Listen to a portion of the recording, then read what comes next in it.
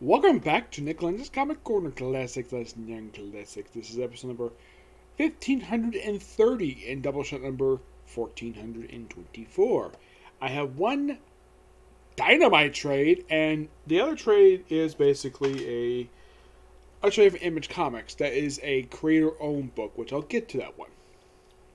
Okay, first up is Vampirella and Army of Darkness. Yep, it's a crossover. Now, I've never discussed Vampirella before. Pretty much, I never read much of the Vampirella stuff. I've only read just the stuff published by Dynamite. I have not read the original. You see, the thing with Vampirella is a little bit of backstory to her. She's been around since 1969, and this outfit here on the cover, that is her only attire that she generally wears. She's had a couple of slight alterations over the years. Like they gave her almost a partial bodysuit in what I think it was the run by. It's not the current run. The current writer who writes the book is Christopher Priest, believe it or not. Yep. And this book, this character is known for being a longtime sex symbol, mostly anyways for comics. And from what I've read, original comic was in black and white. Yes, technically there have been 3 comic companies published, Vampirella. Dynamite is not the only one. The original was Warren Publishing. I'm looking at the Wikipedia site for this. They had the rights to publish this character from 1969 to 1983. Then, of course, Harris Publications took it up in 1991 and actually ended the very same year that Dynamite basically picked the license to publish the character in 2010. And this character has been published a lot over the past, 11 years. Had various ongoing series, mini-series, crossovers. Army of Darkness is not the only one she's crossed up with. Oh no. And who she's crossed up with is quite surprising. She's actually a few crossover with Red Sonja of all people. Yep. And the other ones will be like a surprise and eyebrow raising to say the least. You see, she's also crossed up with the band Kiss. That's not a joke. Because Dynamite had the rights to publish the Kiss comics, so I guess though, let's have the rock band Kiss, a rock group is around since the late 70s. Team up with a alien vampire. Yes, Vampirella is an alien vampire, and our home planet, Dracul, has all the rivers and lakes filled with blood. Yes, that is seriously what this is, and the ruler of the planet is Lilith, as in name after one of the an old demon from mythology. Yep, she's had like I said, Kiss. Now one basically is a bit surprising, but not unexpected. She has also fought Dracula. She's also fought what was the name of that series? Dark Shadow. Yeah, she had a crossover with Dark Shadows. That particular series. Like, really? She crossed over with a soap opera that was later turned into a Johnny Depp movie? Yes. Yes, she did. But by far the most strangest one that's not... This is one of the more weird ones she's done. The most strangest one, and kind of makes some sense. Vampirella versus the Xenomorphs from Alien. Yep, that clearly did happen. This miniseries takes place during the events of the Army of Darkness film, which you think, that's interesting. That's not a place to put it because normally, like, all the Army of Darkness books take place after that very movie. Yeah, pretty much all of them do. I mean, can you think of one that takes place during the movie besides this one? Not really, no. You have basically started with Ash Williams, where he's already got his new arm. Yeah, they kind of in a way... they gave him a new arm because here's the thing. He has a metal hand. He had to chop it off in Evil Dead 2 due to it being possessed. Yes, seriously. His hand was possessed by the Necronomicon, so he decided to take his chainsaw and chop it off. Oh, if you ever watched the Ash vs. Evil Dead series, the hand comes back. I would have thought that it would have rotted or whatever. No, it was actually still around because they actually went back to the old cabin from the original movie. And get this. This actually revealed in the season finale of that show. Where apparently, this is quite shocking. Ash's girlfriend in the first movie, Linda, her body is still in the cabin. Well, actually, her head is basically in a wood chipper. Well, it's like one of those clamps. Her head is still in that because she was actually in the middle of basically dismembering her corpse because they had to do because, well, deadites, whatever. And it's still there, shockingly, after 30 years. Yes. You always I know that because I've watched the show, and I love the show. I watched just the opening season of the show. I have not watched seasons 2 and 3. I heard the show is really... I know the show is really good even after season 1. But Starz canceled the show for 3 years for, like, no reason. But in the case of this... So, in the Arm of Darkness movie, Ash gives himself a metal hand. Which, here's the interesting thing. If you watch Ash vs. Evil Dead, he still has that same metal hand. And he's still a playboy. He loves the ladies. Oh, in case you're curious though, does he hit on the smoking hot Vampirella in the series? Yeah, several times, despite the fact he has a woman. Yep, so basically he gets drunk one night and just decides to go out for a walk so he doesn't hit his woman. And just by sheer coincidence, there's Vampirella in the 1300s. How the heck she got there is never actually explained. It just, oh, there's Vampirella in an outfit that's not this outfit, mind you. Oh no, she is put this outfit to the final issue. Now, here's the thing. The series is by Mark Renner. Artwork is done by Jethro Morales. This cover art here is done by Josh Johnson. And this is only just a 4-issue miniseries.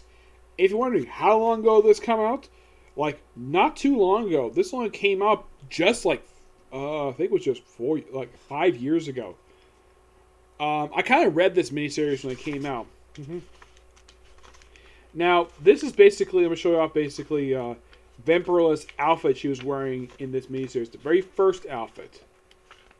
So basically a series of murders going on. Ash walks up, and here's Vampirella.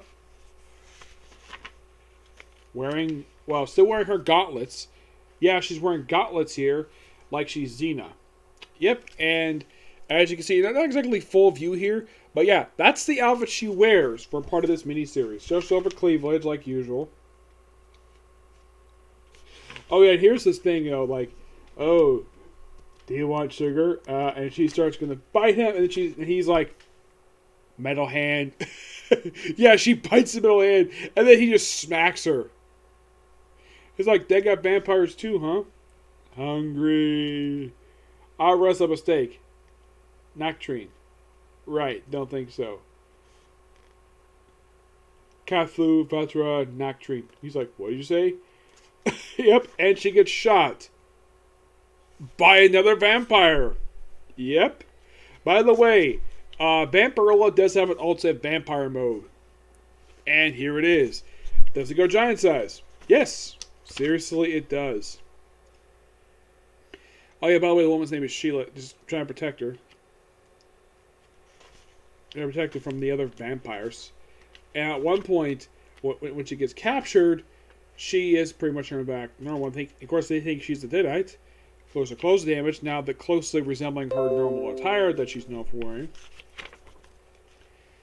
And then simply put, she's, chained up, and she is tortured. Well, because they accuse her of being a witch because she used supernatural powers. So, then they try, apparently her real name is Ella Normandy. I'm also called Vampirella. Comic fan, I know who she is. So, let's try to arm burn your eminence. If it is indeed year 1300, has dear Pope not ended all tribal ordeal? He's like, dare question me, so try to do the water. Now, from what I heard, vampires don't like running water very much. And then she pulls out basically like a rock out of, the thing. And then she tries a metal, and then she tries bring out the iron, and of course Ash stops it. Well, this metal hand doesn't really harm her very much. Because she's not a witch, she's a vampire. And of course, they have, for some reason, the wizards got the Necronomicon. I'm like, really? Yes, really. And of course, more vampires. It's just so fun. There are angels they're summoning. Oh, crap. I'll get my gear. And of course, they ride out in the middle of the night.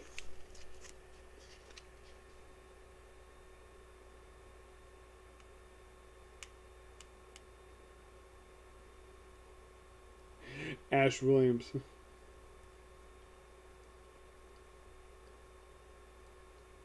What the ball patch that toucher? How can you know much, mother? How can you know so much? Is your other costume sex then? Avoiding bending down. Yep. Yep. So they explain the whole monk thing, which is quite hilarious. Yep. And Ash goes into his Army of Darkness attire. Yes, the outfit he wears in the movie, the armor. And then you have Vampirella just all of a sudden, like, apparently, like, off panel. Apparently, under her outfit, she put on her normal attire that she's not wearing. This very bikini outfit that she's not wearing. And then she goes giant size. And then she says, "Get on me." I don't think it's the time. I think what he's implying is that maybe she wants him to have sex with her.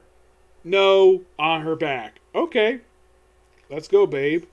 And apparently, she has no problem to go, babe.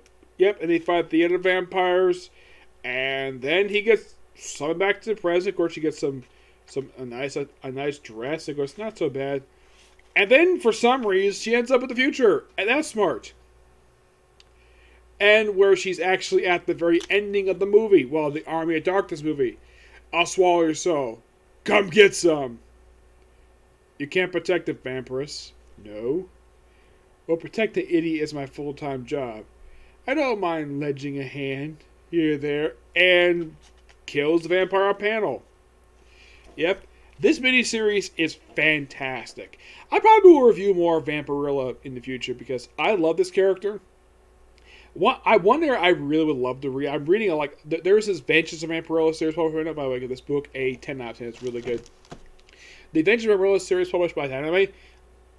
That is a continuation of the Harris publication series. Even though it's a continuation numbering, but doesn't contain the story. I've been reading it. It's really good. I'm hoping eventually get a chance to read the original run, even though it's over 100 issues, but I'm hoping to read it in the near future. Alright, next up it is Rose. They create her own series by Meredith Finch. Yep, she's the writer of this whole thing. Not a very long series per se, only about 18 issues. This book only contains the first 6. And when I got this thing from the comics, by the way, both these two books, I should point out though, this book, original cover price, $15.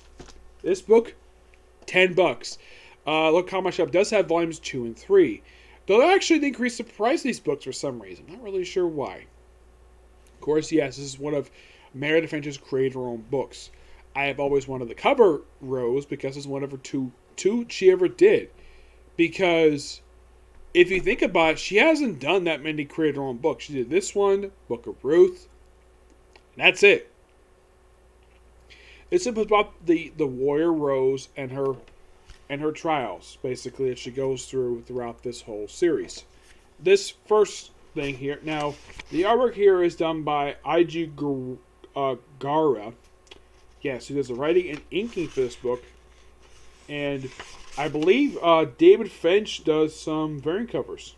Yep, I think he does because, well, I wouldn't be surprised if he does do it because, well, people are thinking, does he do variant covers for this series? Yes, he does. Like, variant cover issue 1. Let's see. Here's a Spawn variant for issue number 2 that he did this one here.